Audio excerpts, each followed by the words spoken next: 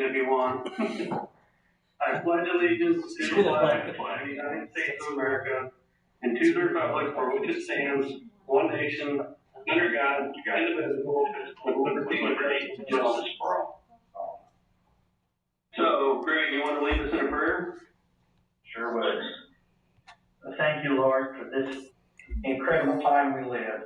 Help us to make sound decisions and help us to enjoy the work we do, even in troubled times of this, and protect our community, Lord. Thank you so much for the grace you've shown on Maconaquah County thus far.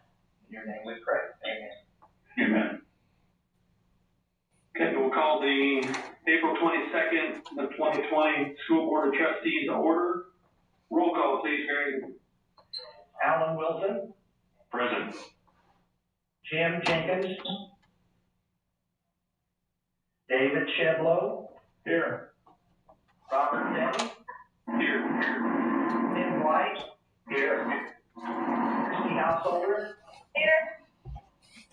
Greg Bevington. Here. Roll call was answered by 6.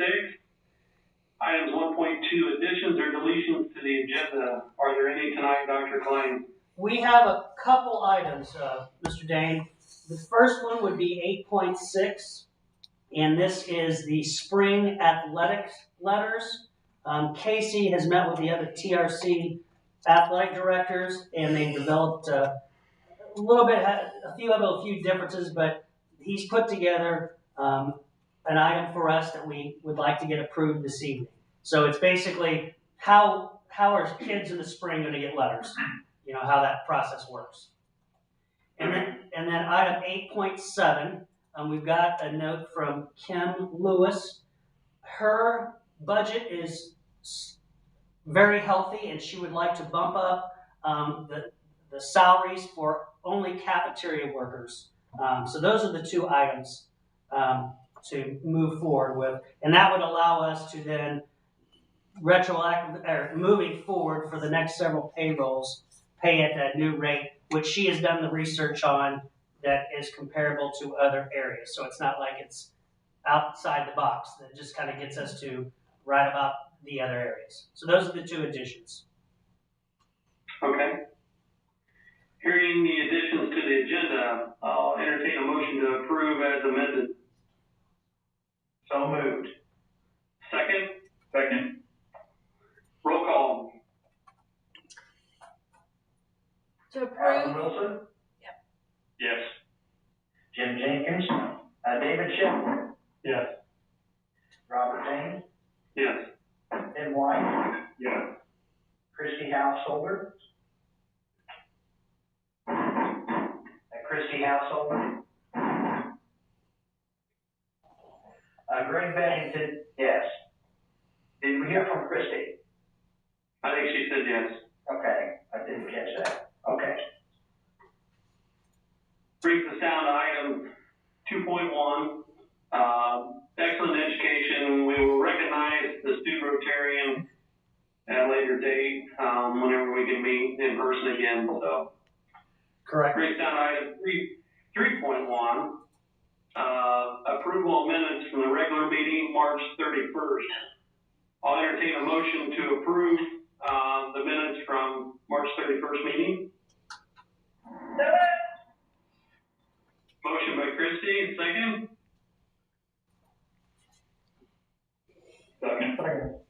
Second by Tim.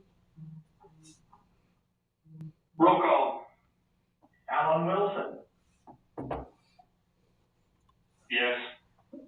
David Sheblow. Yes. Robert Dane. Yes. Tim White. Yes. Christy Householder. Greg Bevington is an abstain. Okay. Not being in attendance. Okay. Hey, Robert, Jim Jenkins just joined. Yeah, I see that.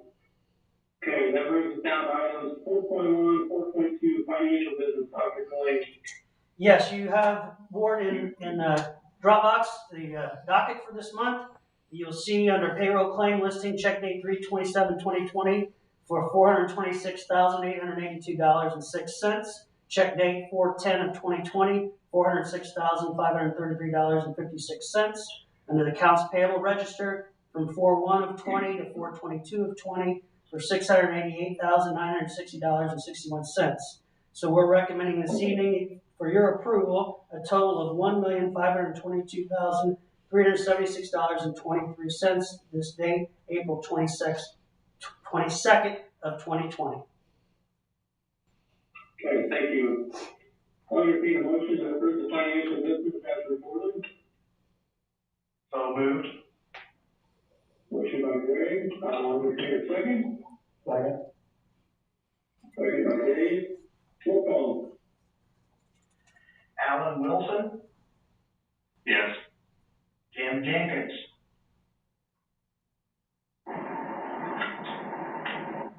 David Chiplow, Yes. Robert Jane, Yes. Tim White, Yes. Christy Hallis Ford, Greg Bevington is a yes. I apologize, I forgot to ask if anybody had any questions. I didn't see any come through, from when the docket was posted, so if there is any, does anybody have any? Just a general question on, to Doc about, are there any particular strains on the finances during this, or any particular savings, or are we pretty much where we should be at this point? Well, yeah, good question. I want to approach this conservatively, where we are, but you can see that the docket is obviously down. So in terms of any fuel, buses running, those expenses, purchase orders are way down, obviously, because folks are not here. So, we are seeing a savings right now. We're still paying our folks their salary, but those other items, we're down now. That doesn't mean we're going to come roaring back, but as of right now, just in general, Greg, I think as your question is, those expenses we're not seeing. Okay, are there any particular expenses we have incurred because of this that's outside of the normal? No, nothing outside the normal. I mean, obviously the custodians have been in doing some deep cleaning, but those are things we do anyway. So there's nothing really outside that we've had any additional expenses on. Kim Lewis and a small group of her team continue to provide resources for Helping Hands, Amboy Friends, and Bunker Hill United Methodist Church, and she's in contact with their contacts, and anytime they need things, she supplies what they need. So we do our part there, but it's nothing outside the norm. Great, thank you. I think what I'm hearing in education though is the budget, especially the next biennium budget, might be very challenging. So we'll have to watch that. Correct. Any other comments, questions, concerns? Okay. We'll move on to the personnel report then. Item 6.1, 6.2, Dr. Clay. Yes, we have one resignation, Austin Hirschberger, who is leaving our tech team. He has taken a job, graduated here, will be graduating here real shortly, and has taken a position down in Noblesville. So he's done a good job out at Pipe Creek for us. So to replace him, Mr. Percival and his squad are recommending Micah Eby as a graduate of Maconaquah, is in school right now to fill in for that Pipe Creek computer technician. And we also have a transfer. We had a request from Mr. Wright to move from the middle school English language arts position to the high school opening that is open from Nancy Myers' retirement. Those are the personnel report this evening. Thank you. I'll entertain a motion to approve the personnel report as given. So moved. Second? Second. Any questions on the personnel report? Who seconds that? Who was the second? Alan. Thank you. So, hearing none, roll call please. Christy Householder. Yes. Jim Jenkins. David Chevlo. Yes. Tim White. Yes. Alan Wilson. Yes. Robert Dane. Yes. Greg Bevington. Yes. Okay. That takes us down to item 7.1, old business. Second reading for the proposed policy revisions from last month. I'll entertain a motion to approve those policy revisions. A second? Second. Second. Any questions before we approve them? Okay, hearing none. Roll call, please. Christy Householder. Yes. Jim Jenkins. David Chevlo. Yes. Tim White. Yes. Alan Wilson. Yes. Robert Dane. Yes. Greg Bevington is a yes. Okay. I'd also like to mention that I do not necessarily hear the response from Jen Jenkins, so that's sometimes why I pause. Okay. He must not be tuned on the right channel or something. So. Okay. Brings us down to item 8.1, proposed policy revisions, the first reading. Going through those, does anybody have any questions on those? No. You had a couple, Alan, and I kind of wrote them down. The C175 and the C175R. A couple things that stuck out in my mind after you brought it up was, how are we going to, moving forward, do the attendance on the e-learning to make sure that we got kids that are engaged? And if they're not engaged, how are we going to track those, and can that be put in this policy? Right, yeah. Principals, one of the principals you want to tackle, I've heard from most of them, and I've forwarded those to Mr. Wilson. So one of the principals want to tackle that while we're on it? Sure, I will. I can speak for Pike Creek. I think Alan, I know, saw the data, but I just told my teachers today, just out of curiosity, and asked them about participation. And really for us, with the younger kids, it's about communicating with their parents and making sure that we've reached all the families, checked in with them, making sure that they're logging into their online and web-based resources. And so out of our kindergarten and first graders, 97% of them are doing what they're supposed to do. They're having regular conversations with their teachers, and the teachers are checking in with those students.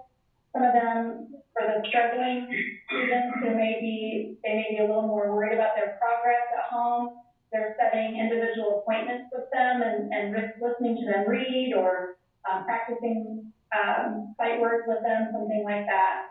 So out of our 300 and some kindergarten and first graders, we only have 7 students that we've yet to reach in any way or have any response from parents and have had no work turned in. I think an important note is too that of those 7, there were several that we have concerns about them on a regular day, and so the fact that we couldn't lay our eyes on them was another level of concern. And Linda Sutton has done a couple of well child checks for us. I've asked her to go to, I think, 3 homes now. I just wanted someone to lay their eyes on those little, 5 and 6-year-olds, make sure the family's doing okay. Sure, good job. Okay. The other one, on the 175R, it said on the completion, they have 4 days to complete their work. Does anybody else think that's a lot of time to try to get the work completed, especially we're in a situation now where we have 3 days back to back? You can see that kind of cascading down. Should we change that in that policy to amend that, or what's your guys' take on that as principals? This is Tim. Oh, Vice Principal's never mind. I think we would probably all agree with this, and guys, you can certainly chime in. We have, under these extraordinary circumstances, made sure that first and foremost, our kids and families are well, and they're doing okay, and they have the food that they need and the other resources at home that they need just to survive these times. So that was our number one priority for sure. And then I think we've all spoken with our teachers and said, you know, absolutely we want those kids to continue learning and working at home. But, you know, there are parents that are still working during this time. Maybe they're, you know, nurses or EMTs or firefighters, and they have other things that they're worried about right now. So we didn't want this to be an additional burden to them. And it's very tricky when you're, I don't know how many of you have ever tried to do e-learning with maybe, you know, 3 or 4 younger students at the same time. I've spoken with several parents over the last few weeks, and they have a new appreciation for teachers, that's for sure. So managing all of that. But we did that on purpose. I mean, I think that policy is very much in line with what we told our staff to have that flexibility, because maybe it's, you know, mom and dad aren't home on Wednesday and Thursday to help, but they could help on maybe Saturday or Sunday. So most of the assignments that I've seen coming through for my students and also for Mac are due like on that following Monday. It gives them some time to kind of do their own pacing on that. And that has worked well for us. I think it has to be the buildings too. Okay. Yeah, that was just some that stuck out. Did you have something, Tim? I was just going to say, I think part of it would depend on the level of the child's at. You know, 4 days may seem restrained, but if they're middle school or high school, and most of the teachers have done a very good job of coordinating, they may get slammed on it at a given time. They may have other times where they have not much at all. So. Right. This is Jessica, and I just wanted to speak to when CCHA drafted that. There is nothing legal about the 4-day window. It's generally what we saw as appropriate across the board for all of the Indiana districts, and like you're speaking about, K through 12 is very different. And the other part of this is it's also for if you have a snow day and you want to use e-learning in the future about that kind of stuff too. So it's a tough one to figure out how to use it right now, and then how to also use it, you know, a couple of years in the future as well. Anybody else have any questions on the policies? Are we doing 8.2? I mean 8.1? We already did that one. Oh. No, we're on 8.1. Excuse me, we're on 8.1. Excuse me. I think it was 375R. We didn't mention it about outside facilities. Yeah, in that, that brings up a good point, Jim. I actually wrote that down too. It's actually not in that policy that we're not going to let somebody use the football field or stuff. Is that what you're talking about? Yeah. Okay. So we probably should look at maybe amending that policy, because I know we had that discussion a year ago or so about the use of the football field, and we kind of put a nix to it. So we need to look at, I think, writing that into the policy as far as those types of facilities. Yes. And then also, I did notice in that policy too, and I guess that's a question we can ask Dwayne, but on the playgrounds it had that signage, and I was just wondering if we have the signage on our playgrounds or not about the liability issues and stuff. So that's something we can check with too on that one. You know, 4x8 board to fit all the words on there in 1-inch letters. Yeah. It's like a book. So let me ask you guys, this is Jessica, let me ask you, and I apologize, my internet's running a little slow right now. On the football field, do you want to list that in the policy as a no-no, or do you want me to amend the administrative guidelines where you spell out like the auditorium cost, has different things in the cafeteria. Would you prefer me to put it in policy and make it a really, big, kind of bold no-no from the board? Or would you prefer me to put it in the administrative guidelines where you can switch it up if you need to, a year or two down the road? I would say as long as we had it in guidelines somewhere to where it was written, then it's not to be used outside of our peeps. I think that would be okay. As long as you're okay with it, Jessica. That probably makes more sense because your guidelines are where you break down each of the individual facilities a little bit more and what they look like. So it would make more sense to put the football field in there, and I can easily do that. Okay. Yeah. Everybody's okay. Should we put all the outside facilities down?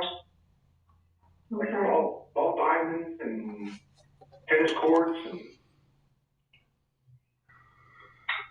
Yeah, we could put all those into the guidelines if that's what we choose to do. Yep, you can. Spend a lot of money on some of those fields, the baseball fields and stuff, and think for somebody to go out there and just tear it up. Are you speaking of the inability of someone to rent a facility, or are you speaking of the people who come out there and use the tennis courts privately, as they all do? I would say like maybe somebody want to have a birthday party and want to rent the tennis courts, or maybe a class of 86 want to come back and rent the baseball diamond and get a bunch of guys to play together, something like that. I just think it's something we need to look at. Something that we need to discuss a little more, maybe. Okay. Because they spent a lot of money. I mean, to get that baseball field shape. And it looks like they spent quite a bit of money on the softball field. Yeah. Just paid that this month. So, yep. Okay, that's something we can work with Jessica through on where to put it and get the right words for it. Yep, I'll put that on my list. Okay. Everybody good with 8.1 then? Okay. Brings down to 8.2, facilities update. Everybody got the facilities update from Dwayne? Any questions on that? We're going to be, he's going to be turning loose here once they release after May 1st, I guess, and we all go back to work or whenever it is, they'll start doing their summertime projects, painting, and we got quite a bit of paving project that's going to happen this summer. So, matter of fact, go ahead. No, go ahead. I'm sorry. An hour ago, I just signed 4 POs, large style, for asphalt work for about 90,000, concrete for about 25, 35, somewhere in there. The gyms, our gyms need resurfaced or, fixed up, and one other one I'm trying to think. Oh, it was a repair to one of the units. So those were 4 big items. So Dwayne and I talked, we're ready as soon as we can get back. They're ready to tear into some of these summer projects. So expect those. Tina will get those to you because I just signed the POs today. So she'll get those out. So you'll be getting those here before too long. And when you're saying when we get back, you're talking about this May 2nd, May 4th date, right, from the governor? Correct. Okay. And the pool is drained. Are they working on it now, or does anybody know? Yeah, they are. They were looking for a solution, Dwayne said, because there was some moisture behind where they've caulked. So they were looking for a solution to that project. I didn't talk to Dwayne today about it, but they are working on it. Okay. Any other questions on that? Okay. Brings us down to 8.3, Cattle Company Board Report. Everybody got the letter from the report from that meeting. Alan and Jim were both at that meeting. Is there any questions on that, or you guys want to speak to that? Or is Craig on the line? He wants to say something? Yeah, Craig, are you there? Yep, I'm here. You want to kind of just give us an overview for the public? Yeah, most definitely. You can see in the report, the people who are present. I do thank the board members for attending. Basically, it was more informative. I thought Mr. Cinnamon and Mrs. Baker did a good job of kind of rolling through what the finances are and what the future of the Ag Department looks like. Probably some questions came in, like cattle management. So Mr. Hughes is pretty good at that. So he had some questions and then asked some questions afterwards. And then I know that some of the people on the board, some of the community members, reached back out to Mr. Cinnamon at least and said, hey, what are some other things we can do to help? We like this idea. And so he gave them some ideas about promoting ag within the community and then also within the school as well. So I thought the first meeting, it was about an hour and a half. I thought it went pretty well. It was pretty informative and got a lot of the nuts and bolts out of the way. And then we'll move forward from there as we grow this program. Good. Anybody have any questions for Mr. Jernigan or for Alan and Jim that were there? Well, I guess one question I had was they said we had enroll 11 in the program. I don't understand that. The numbers that I saw from the middle school, they were more than that last year. Maybe I misunderstood what that number was. Yeah, Greg, I don't have that doc in front of me. I don't know that 11 are enrolled in the program. There are about 100 to 110 middle schoolers that will take ag, either supervised ag experience or intro to ag next year. Okay, that's what I wanted to hear. Yeah. There was already 11, it probably was supposed to be 110, is my guess. Yeah, I think that was the air that I'm looking at right now. Be 110.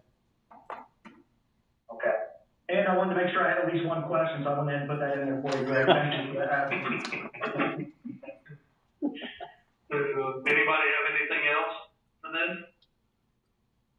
Good job, guys. I'm glad you guys were able to get together before it all went south on us here. So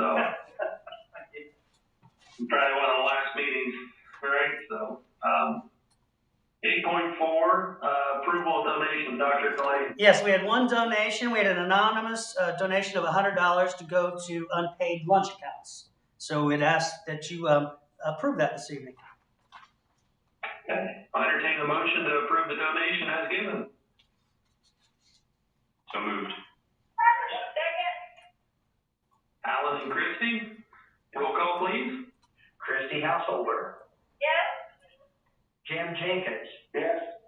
David Chevlo. Yes. Tim White. Yes. Alan Wilson. Yes. Robert Dane. Yes. Greg Bevington. Yes. Okay, thank you. Brings down item 8.5, interlocal agreement for the cafeteria. Yes, board.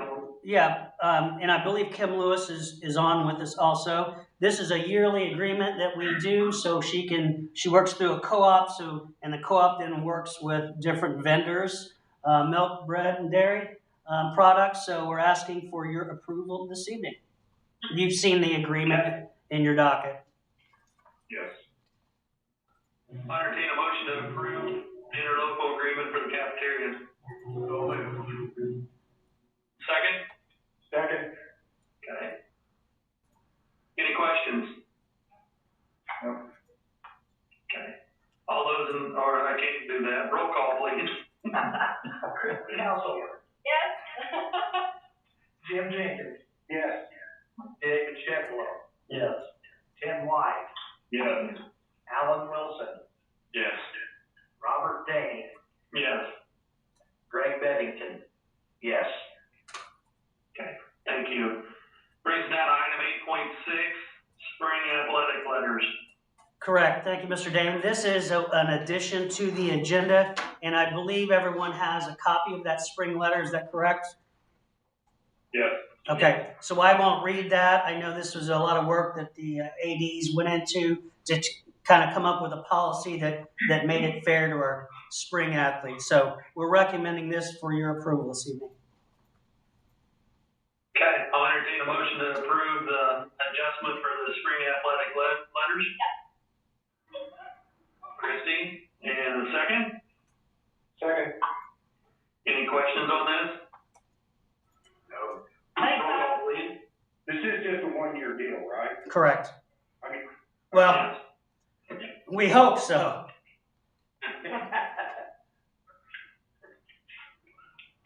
Roll call, Greg. Christie Householder. Yes. Jim Jenkins. yes. David Cheblo. Yes. Tim White. Yes. Alan Wilson. Yes. Robert Dane. Yes. Greg Bennington. Yes.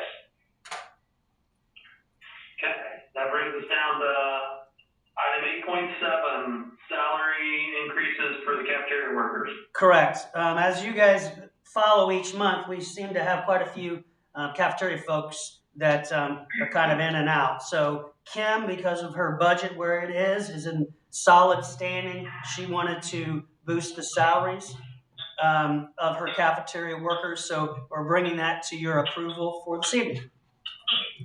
And I don't know, Kim, if you want to add anything else to that.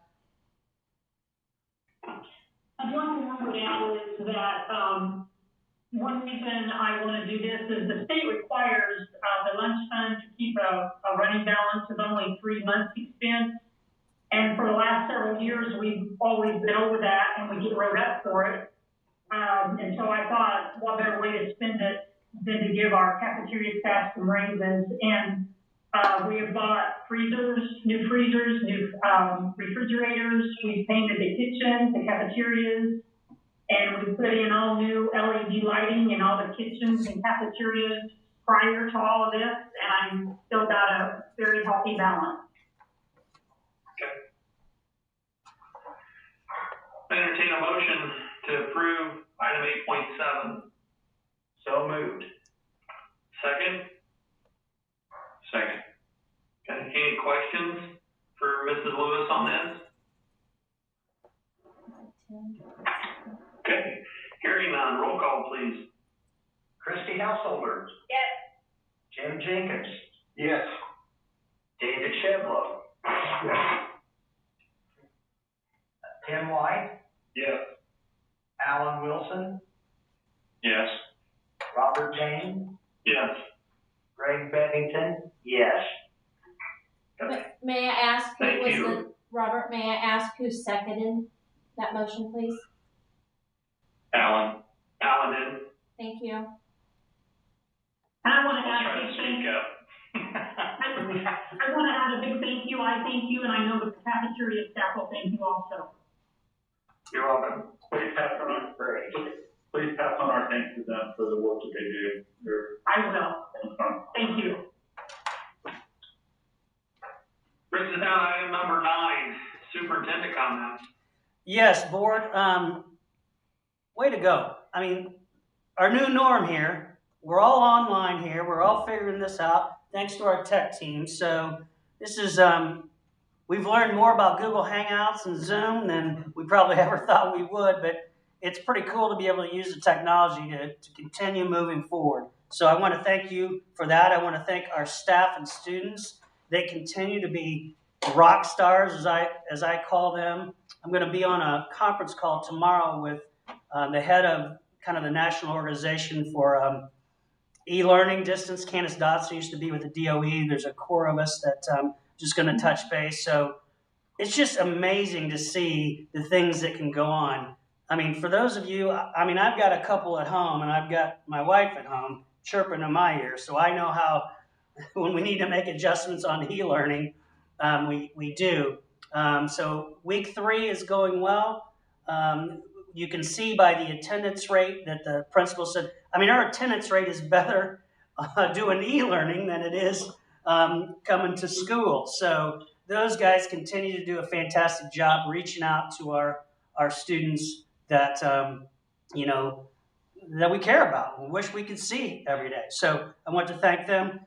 Also coming in May, we hopeful that the, you know, we'll see what happens come May, but in May's board meeting, we hope to be ready to roll with you guys kind of remember the construction project we talked about a few months ago. We're still good in the window there. So I think it would be a good idea just to have a work session. It possibly might be on, Google Hangout, just to kind of think about some of the projects that we're looking to do, the cattle program, what other projects we have, how, what kind of construction firm that we need to use. Just quite a few questions that we really haven't had a chance to discuss. For me, I would prefer to do it maybe like at Maconaquah group room, spread out. If that comes here if that order comes in a couple weeks, but if not, I'll work with Mr. Dane and you guys to set up a date. But unless you think that's a bad idea, but I think if we want to continue, we think it's a good time to be doing some of these projects. And if our financial folks think it's a good time, maybe we can get out there and get ahead of a few of these things while the building's empty. So that's all I got tonight. Thank you. Okay. Brings down board member comments. We'll start with Tim. Nothing here to comment on. Okay. Dave? Yeah, I've got no problem. Thank you. Okay. Christy? So I just want to say thanks to the technology staff, because otherwise I wouldn't have been able to see back my grandson. So it's awesome that I got to go and also participate in the meeting. So thank you. And then obviously thank you to the staff and the students for hanging in there. I see them on Facebook and they get really creative and doing a great job. So commend them on that. Thank you. Thank you. Greg? I would ask on the next month's board meeting, if we vote on the project, that they would take the line, there would be a different line item for the land purchase, so that it could be voted on separately. Okay. Yeah, it'll have to be. It's got to come out of two different resolutions, actually. So, Alan? Yeah, thanks to the building principals for the information on the attendance rates and communication rates. I thought those numbers were just fantastic. I think that's really says a lot for the attention of the teachers, keeping in touch with the students, and I have a sister that's a teacher in South Central Michigan and a sister that's a teacher in Westfield, and they're both really struggling. And I know that the attendance rates doesn't mean it's going really easy. It means that they're working really hard and the kids are taking it seriously as much as we can here. So I appreciate that very much, and thanks for your feedback. Thanks, Alan. Mr. Jenkins? Yeah, I want to apologize for not speaking up earlier, and I'm trying to get adjusted to my new norm with my wife taking more days off than normal when she's around. I don't get to speak as much, so actually I didn't have my mic on. My wife would have said that. Well, she's watching, you're in trouble. So I just got a couple things. Like Dr. Clayton said, we need to get back on this bond issue. Went over some stuff with Dwayne this week. We got some boilers that need replaced, which are some pretty big ticket items. Plus, we need to move forward with this land purchase. We were able to get the deal, or at least get the numbers where we wanted them, to move forward there. So hopefully in May, we can have a work session and work through some of this stuff, and then we'll start doing resolutions after that as far as moving forward. But I think it's important that we get those done.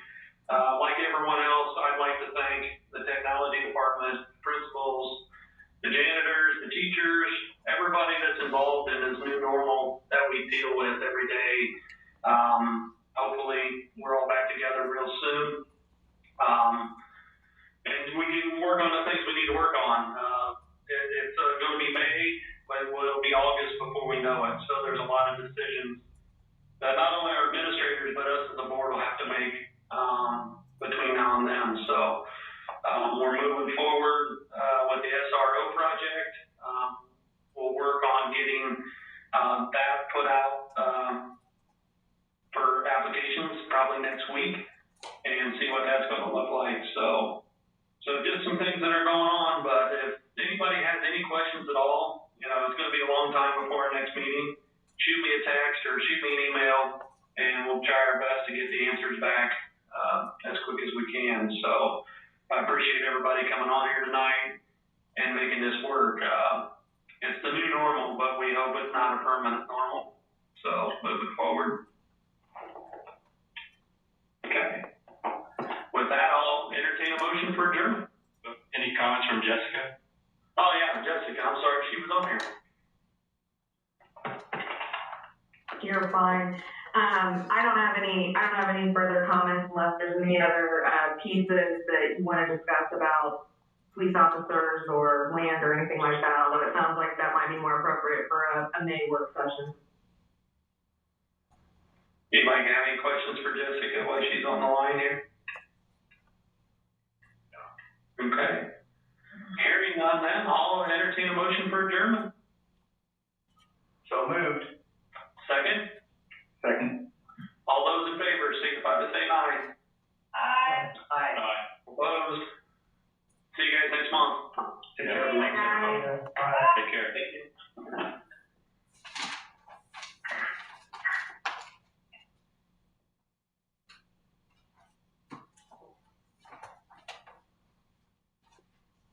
Actually, we had 5 or 6. We had 6.